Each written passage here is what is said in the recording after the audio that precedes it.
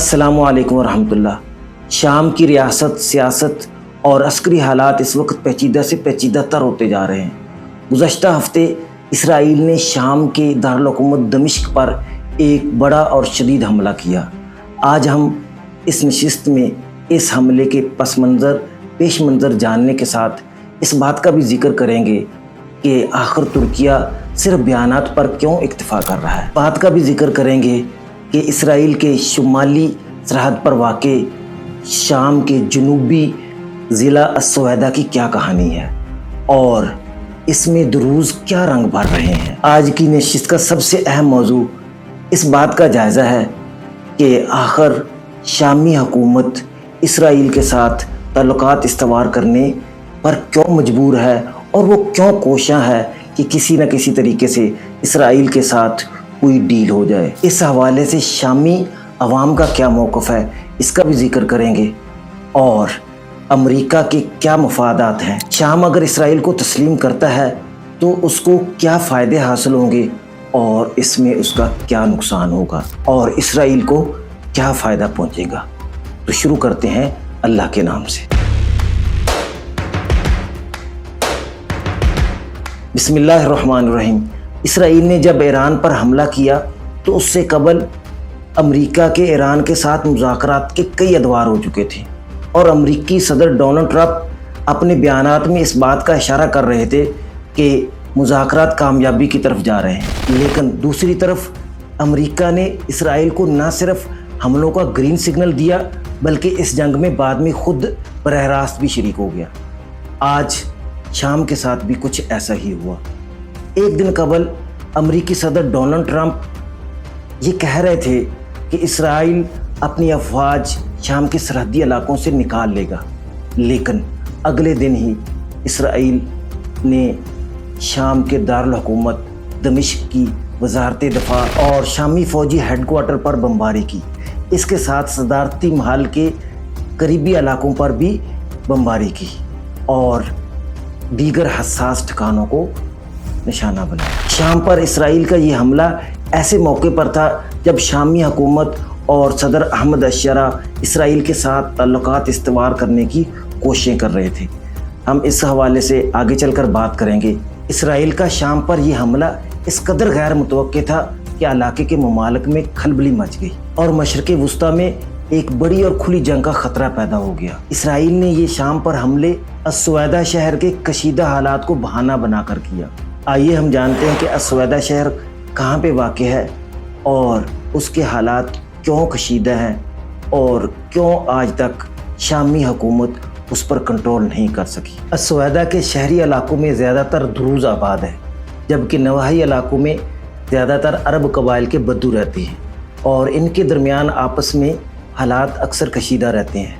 حالیہ کشیدگی کا سبب ایک واقعہ بنا جب ایک عرب بدو نے دروز کے ایک سبزی فروش پر حملہ کیا۔ دروز نے اس کو اپنی کمیونٹی پر حملہ تصور کرتے ہوئے عرب بدو کے بعض افراد کو اغوا کر لیا، جس کے جواب میں عرب قبائل نے دروز کے بعض افراد کو اغوا کر لیا، جس پر دروز کی مسلح ملیشیا نے عرب قبائل پر حملہ کر دیا، جس کے جواب میں عرب قبائل نے ان کے خلاف اعلان جنگ کر دیا اور شام کے مختلف علاقوں سے عرب قبائل کے افراد سویدہ کے علاقے میں جمع ہونا شروع ہو گئے اور آپس میں ایک بڑے پیمانے پر جنگ شروع ہو گئی۔ ان حالات کو دیکھتے ہوئے شام کی افواج سویدہ میں داخل ہو گئی۔ شامی افواج نے حالات کو کنٹرول کرنے کے لیے بھاری اسلحے کا استعمال کیا، جس پر اسرائیل نے دروز کی حفاظت کے بہانے پر شامی افواج پر بمباری کی اور عرب قبائل کے بدوؤں کو بھی نشانہ بنایا۔ جب اسرائیل نے اس میں مداخلت کی تو اس وقت شامی افواج حالات کو کنٹرول کرنے کے قریب تھے، لیکن اسرائیل نے شدید بمباری صرف سویدہ پر نہیں کی بلکہ شام کے دارالحکومت دمشق کی وزارت دفاع کی بلڈنگ پر بھی حملہ کیا۔ سوال یہ ہے کہ اگر اسرائیلی افواج دروز کی حفاظت کے لیے مداخلت کر رہی ہے تو پھر دمشق پر حملے کا کیا جواز بنتا ہے؟ بعض ذرائع کے مطابق ان حملوں کا مقصد اسرائیل میں موجود دروز کمیونٹی کی طرف سے صہیونی حکومت پر دباؤ کو کم کرنا تھا۔ اسرائیل میں موجود دروز کی جانب سے اس کی حکومت پر پریشر تھا، دباؤ تھا کہ وہ ان کے بھائیوں کو بچانے کے لیے سویدہ پر حملہ کرے اور سویدہ پہ مداخلت کرے۔ واضح رہے کہ سویدہ میں 1,57,000 دروز رہتے ہیں اور وہ اسرائیل کی فوج میں بھی شامل ہیں۔ یہاں تک کہ انہوں نے یہ دھمکی دی تھی کہ اگر اسرائیل نے سویدہ میں مداخلت نہ کی، دروز اسرائیلی فوج چھوڑ دیں گے۔ سویدہ اسرائیل کی شمالی سرحد پر واقع شام کا ایک شہر ہے جس کی آبادی 7,70,000 ہے۔ زیادہ تر دروز ہیں۔ دروز شام کی کل آبادی کا 3% ہے۔ دروز کے ایک دھڑے کا روحانی پیشوا حکمت الحجری ہے جو سویدہ کو شام سے الگ کرنا چاہتا ہے۔ حکمت الحجری نے شام کے سابق صدر بشار الاسد کے خلاف چلنے والی بغاوت میں بشار الاسد کا ساتھ دیا تھا۔ حکمت الحجری 1965 میں وینزویلا میں پیدا ہوا۔ اس کا باپ وہاں پر مقیم تھا۔ بچپن میں وہ واپس شام آ گیا اور اس کے بعد دوبارہ روزگار کی خاطر وہ وینزویلا چلا گیا اور پھر 1998 میں دوبارہ واپس سویدہ آ گیا اور اس نے آ کر ایک دھڑے کی دروز کے روحانی سربراہ کے طور پر منصب سنبھالا۔ حکمت الحجری کا کردار آج شام میں خون ریزی اور تنازعات کا سبب بن چکا ہے۔ وہ ایک طرف دروز کی روحانی قیادت کے طور پر کھڑا ہے تو وہ دوسری طرف اسرائیل سے مدد مانگ کر شام کے خلاف بغاوت کر رہا ہے، شامی حکومت کے خلاف بغاوت کر رہا ہے۔ سرسری طور پر یہ بھی جان لیتے ہیں کہ دروز کون ہے۔ دروز ایک مذہبی نسلی اقلیت ہے جو مشرق وسطیٰ میں پائی جاتی ہے اور اس کی اکثریت لبنان، شام اور اسرائیل میں رہتی ہے، جبکہ کچھ تعداد اردن میں بھی رہتی ہے۔ دروز مذہب کا نام ان کے بانی محمد بن اسماعیل الدروزی سے منسوب ہے جو فاطمی خلافت کے دوران مصر میں ظاہر ہوا۔ وہ اپنے آپ کو توحید پرست کہتے ہیں۔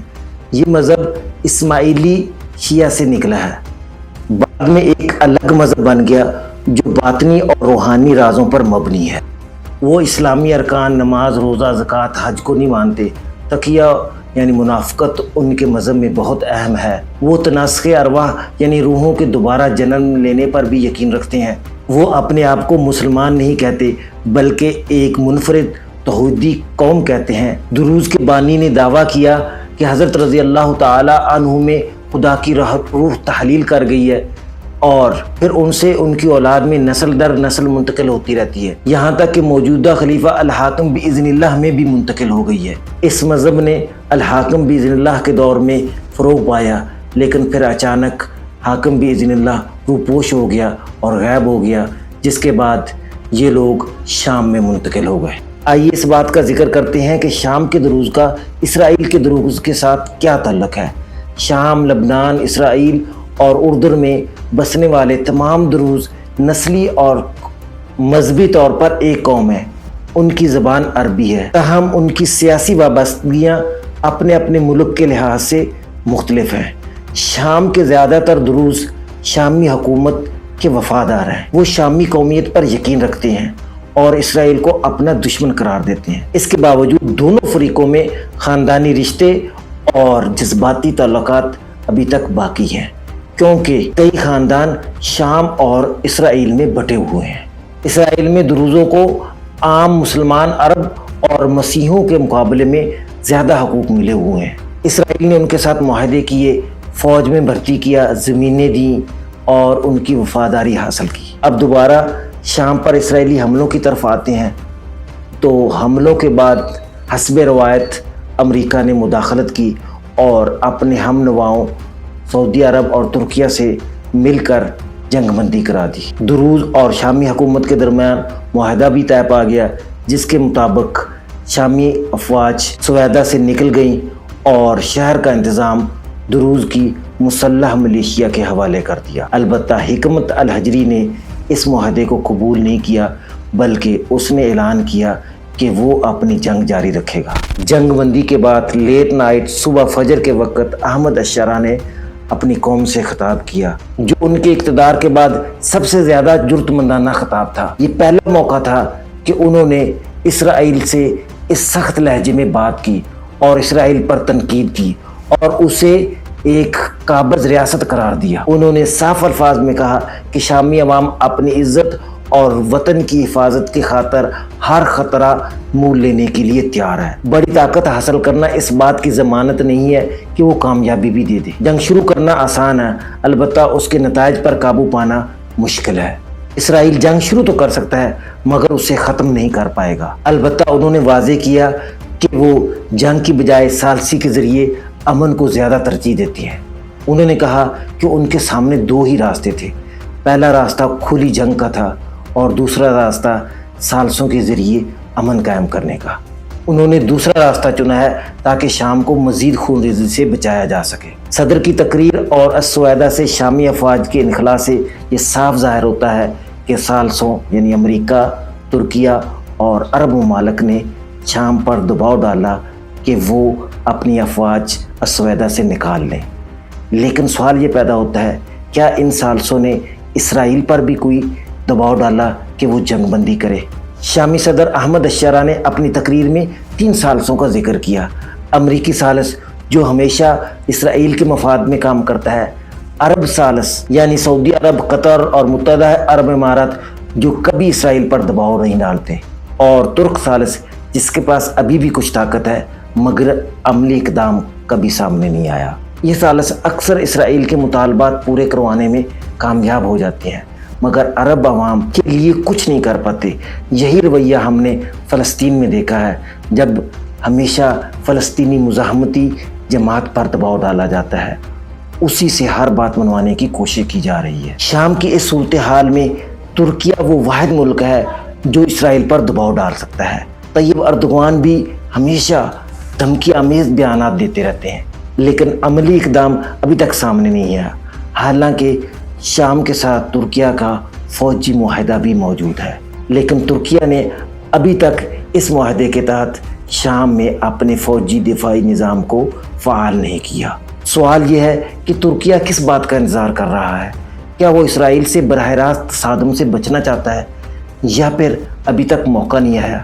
یہ موقع اس وقت آئے گا جب اسرائیلی افواج ترکیہ کی سرحدوں پر پہنچ جائیں گی۔ شامی حکومت کا یہ موقف رہا ہے کہ ایران اس کا سب سے بڑا دشمن ہے۔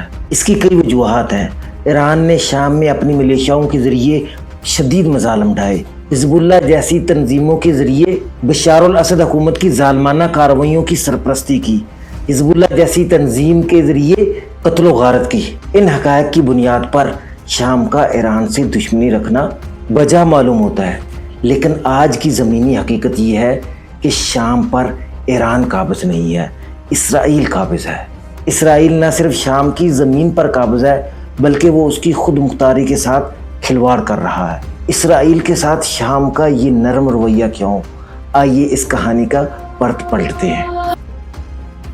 سال ہر سال کی جنگ، تباہی اور بین الاقوامی تنہائی نے شام کو ایسے موڑ پر لا کر کھڑا کر دیا ہے جہاں وہ استحکام اور تعمیر نو کے لیے تیار نظر آتا ہے، لیکن اس کے لیے امریکہ کی آشیرواد ضروری تھی۔ شامی صدر احمد الشرا نے ایسے اقدامات کیے جس سے امریکہ کی رضامندی حاصل ہو سکے، لیکن امریکہ کی رضامندی صرف اسرائیل کی رضامندی میں ہے۔ بالآخر امریکی صدر ڈونلڈ ٹرمپ نے احمد الشرا کی کارروائیوں اور اقدامات سے خوش ہو کر شام پر لگی ہوئی 50 سالہ پابندیوں کا خاتمہ کر دیا۔ بظاہر یہ شامی عوام کے لیے خوشی کی خبر تھی، لیکن اس کے بدلے میں جو شرائط مانی گئیں وہ آزاد قوم کے لیے ناقابل قبول ہیں۔ دشمن نے وعدے کیے کہ شام کو دبئی جیسا بنا دیں گے، دمشق کو مشرق وسطیٰ کی دلہن بنا دیں گے اور یہاں پر دودھ کی نہریں بہا دیں گے، لیکن در حقیقت یہ ایک سراب ہے۔ دشمن قوم کی غیرت، جذبے اور طاقت کو ختم کرنا چاہتا ہے۔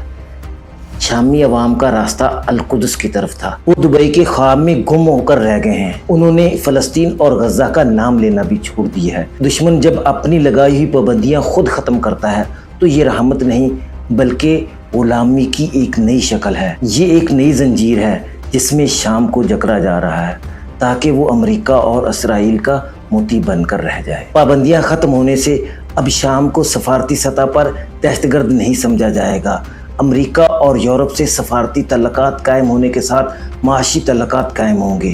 معاشی سطح پر اب غیر ملکی سرمایہ کاری کے दरवाजे खुल जाएंगे। सऊदी अरब, मुत्तहदा अरब इमारात और कतर दिल खोल कर सरमायाकारी करेंगे। अमेरिका का मशरक़ वस्ता में असर व रसूख मज़ीद बढ़ेगा और एक और सियासी तारीखी क्रेडिट अमेरिका के हिस्से में आएगा। अमेरिका के सदर डोनाल्ड ट्रंप इसको सदी की डील कहकर अपनी हैसियत दुनिया में मज़ीद मुस्तहकम करने की कोशिश करेंगे।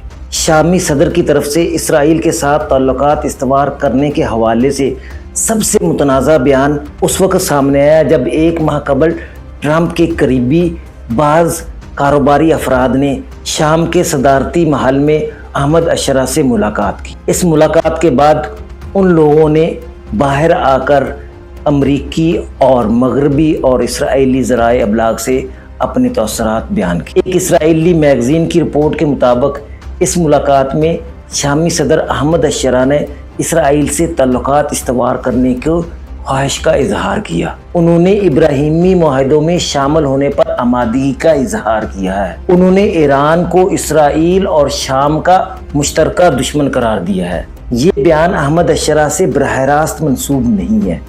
किसी भी मीडिया ने ये बात नहीं की कि अहमद अशरा ने ये बयान दिया है, बल्कि सोहयूनी मीडिया ने इस बात को रिपोर्ट किया है कि वफद के अरकान ने ये कहा है कि अहमद अशरा ने इसराइल से ताल्लुकात इस्तवार करने की ख्वाहिश ज़ाहिर की है और ईरान को इसराइल और शाम का मुश्तरका दुश्मन करार दिया है। अलबत्ता ना ही अहमद अशरा की तरफ से और ना ही शामी हुकूमत के किसी ज़िम्मेदार की तरफ से इस बयान की तरतीब की गई है। अहमद अशरा ने हाल ही में यूएई का एक गैर एलानिया दौरा किया। ये दौरा शेड्यूल नहीं था, बल्कि अहमद अशरा अचानक अबू धाबी पहुंच गए।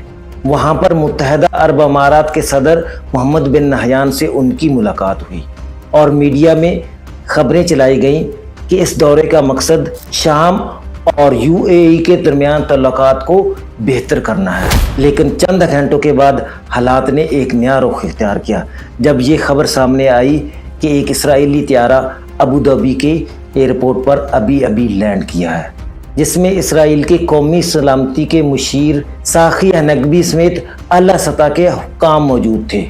इसी दौरान वाशिंगटन में इसराइली वज़ीर आज़म बिन्यामिन नेतन्याहू और अमेरिकी सदर डोनाल्ड ट्रंप के दरमियान मुलाकात हो रही थी। ट्रंप ने इस मुलाकात के दौरान बताया कि शाम पर हटाई गई पाबंदियों का फैसला इसराइल के कहने पर किया गया है। इसी दिन अमेरिका ने अहमद अशरा की साबका तंजीम हय्यत तहरीर को दहशतगर्द तंजीमों की लिस्ट से निकाल दिया।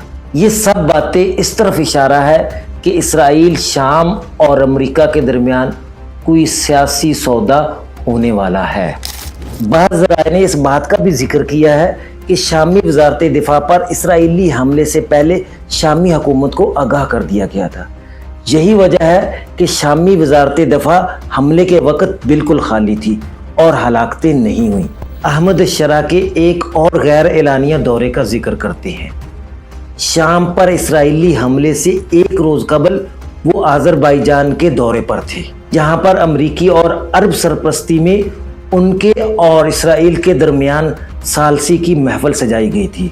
लेकिन इस मुलाकात में बात आगे ना बढ़ सकी, क्योंकि शाम ने इसराइल से उन इलाकों की वापसी का मुतालबा किया जिस पर इसराइल ने कब्ज़ा किया हुआ है। लेकिन इसराइल का मौक़िफ़ ही बिल्कुल मुख्तलिफ था। उसने कहा कि आप इलाकों की वापसी की बात ना करें, अमन की बात करें।